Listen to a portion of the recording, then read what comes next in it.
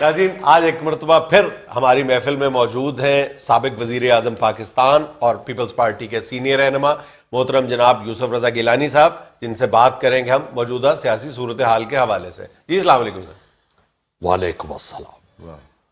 جنید صاحب، یہ جو موجودہ سیاست ہے اس پہ تو اللہ کے فضل سے میں کئی گھنٹے بات کر سکتا ہوں۔ جی ہاں، مجھے اچھی طرح یاد ہے جی جب یہ غوری صاحب کا ڈرامہ آیا تھا کیچ اپ، تو اس میں ان کا جو رول تھا وہ مجھے یاد ہے کہ ان کی جو معشوق بنی ہوئی تھی وہ اوپر والی منزل میں رہتی تھی اور یہ نیچے کسی کے گھر میں مہمان آئے ہوئے تھے، اچھا، تو یہ اوپر جانے کے لیے تڑپ رہے ہوتے تھے سارے ڈرامے میں۔ تو مجھے یاد ہے کہ آخرکار یہ اوپر جانے میں کامیاب ہو گئے تھے۔ میں آپ سے بات کرنا چاہ رہا ہوں موجودہ سیاسی صورتحال کے حوالے سے۔ جب موجودہ سیاست میں میرا کوئی رول نہیں رہا تو میں کیوں بات کروں؟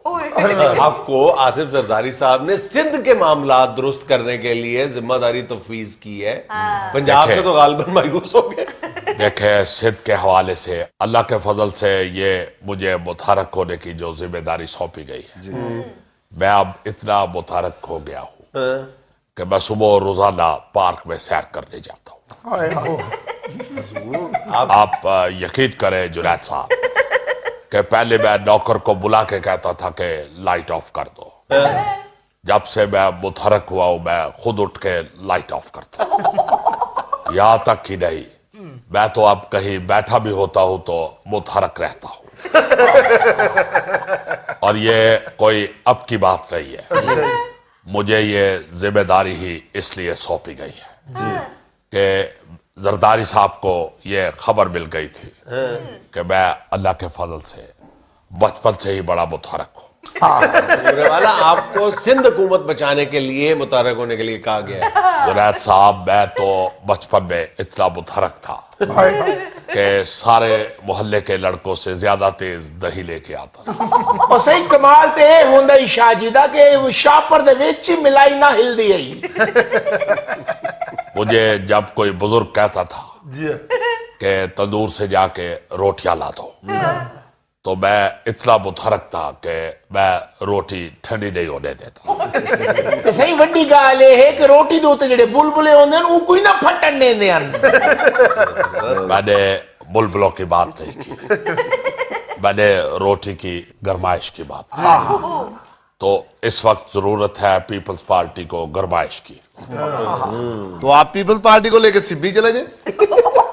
دیکھیں، یہ جو متحرک ہونے کی گرمائش ہے میں اس کی بات کر رہا ہوں، اور انشاءاللہ آپ دیکھیں گے کہ یہ چند مہینوں میں پیپلز پارٹی دوبارہ ابھر کے سامنے آ جائے۔ جی ہاں، یہ بھٹو گیلانی صاحب نے کل بیان داغا ہے کہ وہ جیلوں ویلوں سے نہیں ڈرتے، سالہ سال جیلوں میں گزار دیے۔ دیکھیں، یہ جیلیں تو ہمارا دوسرا گھر ہے۔ مجھے اچھی طرح یاد ہے کہ میں بالکل چھوٹا سا تھا، اس وقت مجھے پہلی دفعہ جیل دیکھنے کا موقع ملا تھا۔ بچپن جی میں اپنے ایک کزن کے ساتھ لاہور آیا تھا، ادھر ہم اسٹوڈیو ایک فلم کی شوٹنگ دیکھنے چلے گئے، جی ادھر جیل کا سیٹ لگا ہوا تھا اور سلطان رائی اس جیل کی سلاخوں کو پکڑ کے ڈائلاگ بول رہے تھے۔ یقین کریں میں اس وقت بھی سوچ رہا تھا کہ یہ سلطان راہی نہیں، یہ اندر میں کھڑا ہوں، چونکہ جیل میں جب سلطان رائی کھڑے تھے تو ادھر ملاقات کے لیے انجمن آئی ہوئی تھی، تو مجھے فیل ہو رہا تھا کہ یہ سلطان رائی کی جگہ میں کھڑا ہوں۔ ویسے میں نے جاتے ہوئے انجمن کو کہا بھی ملاقات کا شکریہ۔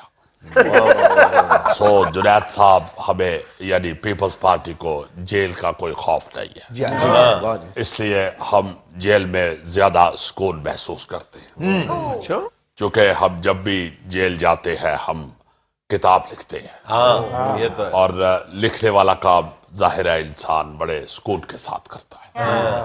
میرے لیڈر जुल्फकार अली भुट्टो शहीद ने भी जेल में एक किताब लिखी थी। जी भुट्टो सत्य वन्या शाह जी ये जियाला नहीं रोजाना ही 11:30 बजे नारा लाता है।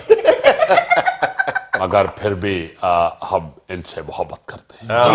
बड़ी मेहरबानी। तो बात यह है कि हम जेलों से नहीं डरते। मैं भी जब जेल गया था तो मैंने अंदर किताब लिखी थी। हाँ, चाहे यूसुफ से सदा बहुत पॉपुलर किताब हुई थी। ये देखें, ये ऐसे पढ़े लिखे लोगों ने भी पढ़ी है। शाही जी तो जेल च किताब लिखते थे, कोई चाह देना आंदा बंदा? हम चाय के साथ किताब नहीं लिखते, हम खूने दिल से लिखते हैं और बेड़ियों की छनछनाहट से लिखते हैं वाह, और हथकड़ियों की खनखनाहट। वाह वाह। तो हमेशा अल्लाह के फजल से हमने जेल का दलेरी से सामना किया है। तो शाह जी आप अब जेल जाने के लिए तैयार हैं? नहीं, अभी नहीं, क्यों? क्योंकि अभी कोई किताब का आइडिया जहन में नहीं आया। शाही जी तो हथकड़ी पा के कलम चुकते हो, कोई कागज से पूंजा वगैरह तो नहीं लगता? ये पूंजा क्या होता है? शाह जी का निकनेम है पूंजा। अच्छा शाह जी ये बताइए कि सिंध हुकूमत को बचा लेंगे आप? देखे, ये सिंध हुकूमत हमने इलेक्शन जीत के बनाई है। ये हमें किसी ने तश्तरी में रख के नहीं दी और इसको गिराना मेरा ख्याल है कि खाला जी का वाड़ा नहीं है।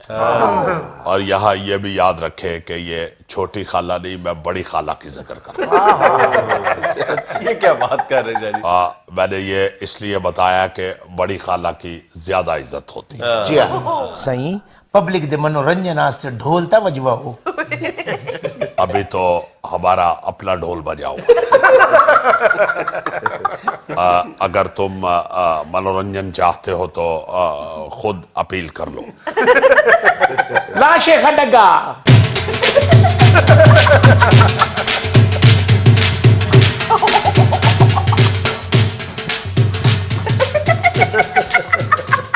ये पीपल्स पार्टी का तुर्रा इम्तियाज है कि जितनी मर्जी परेशानी हो वो पब्लिक के मनोरंजन का ख्याल रखते हैं।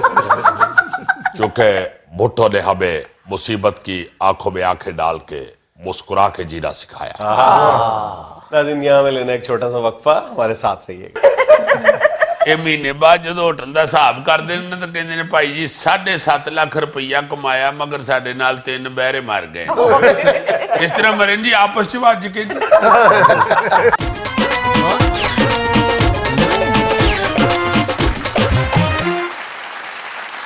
क्या बात है? जब मौजूदा सियासत में मेरा कोई रोल नहीं रहा तो मैं क्यों बात करूं? आपको आसिफ जरदारी साहब ने सिंध के मामला दुरुस्त करने के लिए जिम्मेदारी तफवीज की है। पंजाब से तो गालिबन मायूस हो गए। देखे, सिंध के हवाले से अल्लाह के फजल से ये मुझे मुतहरक होने की जो जिम्मेदारी सौंपी गई है, मैं अब इतना मुतहरक हो गया हूं कि मैं सुबह रोजाना पार्क में सैर करने जाता हूं। आप यकीन करें जुनैद साहब कि पहले मैं नौकर को बुला के कहता था कि लाइट ऑफ कर दो। जब से मैं मुतहरक हुआ हूं मैं खुद उठ के लाइट ऑफ करता हूं। यहां तक ही नहीं, मैं तो अब कहीं बैठा भी होता हूं तो मुतहरक रहता हूं। और ये कोई अब की बात नहीं है, मुझे ये जिम्मेदारी ही इसलिए सौंपी गई है कि जरदारी साहब को ये खबर मिल गई थी कि मैं अल्लाह के फजल से बचपन से ही बड़ा मुतहरक हूं। वाला आपको सिंध हुकूमत बचाने के लिए मुतहरक होने के लिए कहा गया है। जुनैद साहब, मैं तो बचपन में इतना मुतहरक था कि सारे मोहल्ले के लड़कों से ज्यादा तेज दही लेके आता था। और सही कमाल ते होंदा ही शाह जी दा कि शापर दे विच ही मिलाई ना हिलदी है। मुझे जब कोई बुजुर्ग कहता था कि तंदूर से जाके रोटियां ला दो तो मैं इतना मुतहरक था कि मैं रोटी ठंडी नहीं होने देता। ते सही वड्डी गल है कि रोटी दे उत्ते जेड़े बुलबुले होंदे न वो कोई ना फटन देंदे हन। मैंने बुलबुलों की बात नहीं की, मैंने रोटी की गरमाइश की बात की। तो इस वक्त जरूरत है पीपल्स पार्टी को गरमाइश की। तो आप पीपल्स पार्टी को लेकर सिब्बी चले जाए। دیکھیں یہ جو متحرک ہونے کی گرمائش ہے میں اس کی بات کر رہا ہوں اور انشاءاللہ آپ دیکھیں گے کہ یہ چند مہینوں میں پیپلز پارٹی دوبارہ ابھر کے سامنے آ جائے جی ہاں یہ بھٹو گیلانی صاحب نے کل بیان داغا ہے کہ وہ جیلوں ویلوں سے نہیں ڈرتے، سالہ سال جیلوں میں گزار دیے. دیکھیں یہ جیلیں تو ہمارا دوسرا گھر ہے. مجھے اچھی طرح یاد ہے کہ میں بالکل چھوٹا سا تھا، اس وقت مجھے پہلی دفعہ جیل دیکھنے کا موقع ملا تھا. بچپن جی میں اپنے ایک کزن کے ساتھ لاہور آیا تھا. ادھر ہم اسٹوڈیو ایک فلم کی شوٹنگ دیکھنے چلے گئے. ادھر جیل کا سیٹ لگا ہوا تھا اور سلطان رائی اس جیل کی سلاخوں کو پکڑ کے ڈائلاگ بول رہے تھے.